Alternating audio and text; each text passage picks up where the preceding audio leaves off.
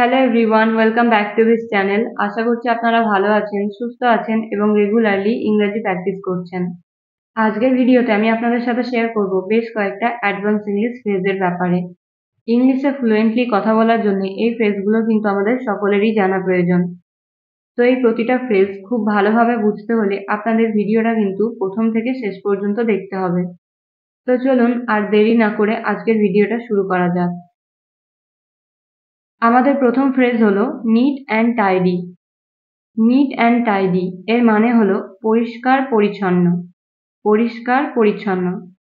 Example, তোমার room পরিষ্কার পরিচ্ছন্ন রাখো। তোমার রুম পরিষ্কার পরিচ্ছন্ন রাখো। এই বাক্যটার ইংরাজি হবে keep your room neat and tidy. Keep your room neat and tidy. পরের এক্সাম্পল, তাদের বাড়ি পরিষ্কার পরিচ্ছন্ন থাকে। Their house is always neat and tidy. Their house is always neat and tidy. এই ফ্রেজটা দিয়ে আরো একটা এক্সাম্পল দেখা যাক। তার অফিসটা পরিষ্কার পরিচ্ছন্ন ছিল। এই বাক্যটার ইংরাজি হবে His office was neat and tidy. His office was neat and tidy. তো এই যে ফ্রেজটা আমরা দেখলাম নিট অ্যান্ড টাইডি, এই ফ্রেজটার পরিবর্তে আমরা নিট অ্যান্ড ক্লিনও বলতে পারি। এই দুটি ফ্রেজের মানেই কিন্তু পরিষ্কার পরিচ্ছন্ন। আমাদের 2 নাম্বার ফ্রেজ হলো be mad at. Be mad at means to be angry to someone. এই ফ্রেজটার বাংলা মানে হলো কারোর ওপরে রাগ করা বা রেগে যাওয়া। তো চলুন এবার এই ফ্রেজটা দিয়ে এক্সাম্পল দেখা যাক। প্রথম এক্সাম্পল হলো সে আমার ওপরে রেগে আছে। সে আমার ওপরে রেগে আছে। এই বাক্যটার ইংরাজি হবে he is mad at me. He is mad at me. তুমি কেন আমার উপরে রেগে আছো? Why are you mad at me? Why are you mad at me? Next, আমি তোমার উপরে রেগে আছি। I am mad at you. I am mad at you.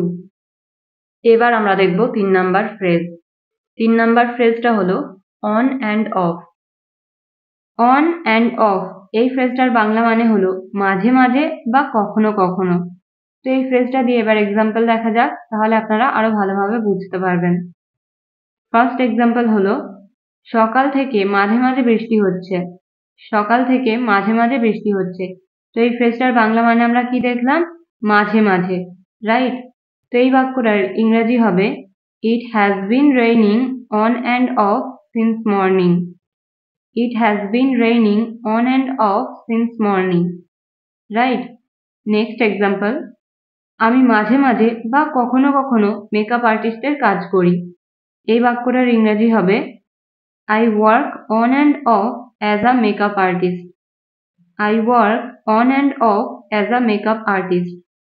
মানে মেকআপ আর্টিস্টের কাজটা আমি মাঝে মাঝে করি কিন্তু সবসময় করি না। এবার আমরা দেখব 4 নাম্বার ফ্রেজ। 4 নাম্বার ফ্রেজটা হলো sick and tired. sick and tired. এই ফ্রেজটার বাংলা মানে হলো অনেক বিরক্ত হয়ে যাওয়া। অনেক বিরক্ত হয়ে যাওয়া। কোনো কিছুতে যখন আমরা অনেক বিরক্ত হয়ে যাব এরকম অর্থে।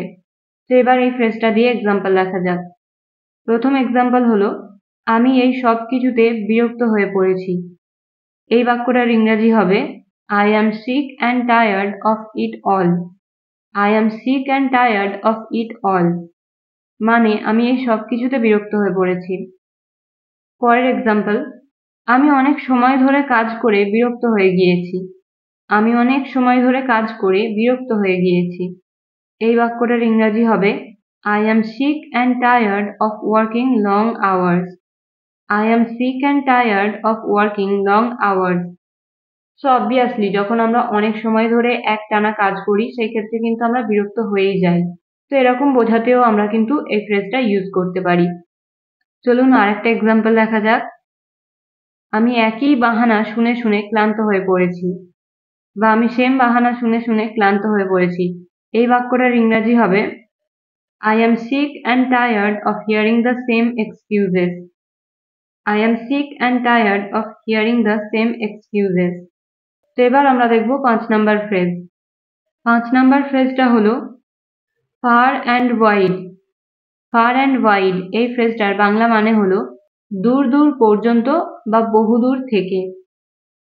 তো এবার এই ফ্রেজটা দিয়ে এক্সাম্পল দেখা যাক, তাহলে আপনারা আরো ভালোভাবে বুঝতে পারবেন যে এই ফ্রেজটা আমরা কিরকম সিচুয়েশনে ব্যবহার করতে পারি। তো ফার্স্ট এক্সাম্পল হলো, ম্যাজিক দেখার জন্য মানুষজন অনেক দূর দূর থেকে এসেছে। ম্যাজিক দেখার জন্য মানুষ অনেক দূর দূর থেকে এসেছে। People came from far and wide to see the magic. People came from far and wide to see the magic. এবার পরের এক্সাম্পল দেখা যাক, অনেক দূর দূর থেকে মানুষ তার সাথে দেখা করতে আসছে। অনেক দূর দূর থেকে মানুষ তার সাথে দেখা করতে আসছে। এই বাক্যটার ইংরেজি হবে, People are coming from far and wide to meet him. People are coming from far and wide to meet him. So I hope আপনারা বুঝেছেন যে এই ফ্রেজটা আমরা কিরকম সিচুয়েশনে ব্যবহার করব, রাইট? তো অলরেডি আমরা 5 নাম্বার ফ্রেজ দেখে নিলাম, এবার আমরা দেখব 6 নাম্বার ফ্রেজ। তো আমাদের 6 নাম্বার ফ্রেজটা হলো ফেম অ্যান্ড ফরচুন।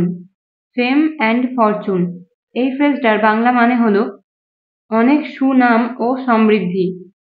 তো এই ফ্রেজটাতে ফরচুনের মানে হচ্ছে অনেক টাকা কড়ি থাকা বা অনেক সম্পত্তি থাকা বা সমৃদ্ধি হওয়া। তো এই ফ্রেজটাতে ফরচুন মানে হচ্ছে অ্যাকচুয়ালি ওয়েলথ। তো চলুন এবার এক্সাম্পলের সাথে শেখা যাক। আজকাল সবাই সুনাম ও ধনসম্পত্তি চায়, বা আজকাল সবাই সুনাম ও সমৃদ্ধি চায়। এই বাক্যটার ইংরেজি হবে, everybody wants fame and Fortune this days. Everybody wants fame and Fortune this days. Next, আমার সুনাম ও সমৃদ্ধির প্রয়োজন নেই। এই বাক্যটার ইংরেজি হবে, I don't need fame and fortune. I don't need fame and fortune. সে সুনাম ও সম্পত্তির খোঁজে লন্ডনে গিয়েছিল। She went to London seeking fame and fortune. She went to London seeking fame and fortune. এবার আমরা দেখব 7 নাম্বার ফ্রেজ। 7 নাম্বার ফ্রেজটা হলো, I fail to understand. I fail to understand. এই ফ্রেজটার বাংলা মানে হলো আমি বুঝতে পারি না। আমি বুঝতে পারি না। তো যখন কোনো বাক্যে আমরা আমি বুঝতে পারি না এই কথাটা ইউজ করব, তো তখন আমরা এই ফ্রেজটা ইউজ করতে পারি। তো চলুন এবার এক্সাম্পলের সাথে শেখা যাক। ফার্স্ট এক্সাম্পল হলো, আমি বুঝতে পারি না তারা কি চায়। আমি বুঝতে পারি না তারা কি চায়। এই বাক্যটার ইংরেজি হবে, I fail to understand what they want. I fail to understand what they want. আমি বুঝতে পারি না তারা কি করে। আমি বুঝতে পারি না তারা কি করে। এই বাক্যটা ইংলিশে হবে, I fail to understand what they do. I fail to understand what they do. আবারও বলছি যে এই ফ্রেজগুলো কিন্তু আমাদের জানার প্রয়োজন, বিশেষ করে ডেইলি লাইফে ইংলিশে কথা বলার ক্ষেত্রে। আমরা যদি এই ফ্রেজগুলো ভালোভাবে শিখে যাই তাহলে কিন্তু আমাদের ইংলিশে কথা বলা অনেক সহজ হয়ে যাবে। তো আপনারা চেষ্টা করবেন এই ফ্রেজগুলো আপনাদের ডেইলি লাইফে কনভারসেশনে ব্যবহার করার। যত বেশি আপনারা এই ফ্রেজগুলো ব্যবহার করবেন তত বেশি আপনাদের এই ফ্রেজগুলো মনে থাকবে এবং আপনাদের ইংলিশে কথা বলা অনেক সহজ হয়ে যাবে। এবার এই স্ট্রাকচারগুলো দিয়ে আপনাদের প্র্যাকটিসের জন্য কয়েকটা সেন্টেন্স আমি দিয়েছি, যেগুলো আপনারা স্ক্রিনে দেখতে পাচ্ছেন। তো এই বাক্যগুলো ইংলিশে কি হবে আপনারা অবশ্যই কমেন্টে লিখে জানাবেন। So that's all for the video. যদি ভিডিওটা ভালো লেগে থাকে অবশ্যই লাইক করবেন, কমেন্ট করবেন এবং শেয়ার করবেন। আর যদি আপনারা আরো এরকম অ্যাডভান্স ইংলিশ ফ্রেজের উপরে ভিডিও চান তাহলে কমেন্টে লিখে জানাবেন। তো চলুন ভিডিওটা এখানেই শেষ করছি। আবার একটা নতুন ভিডিওর সাথে দেখা হবে। Till then stay happy and keep learning.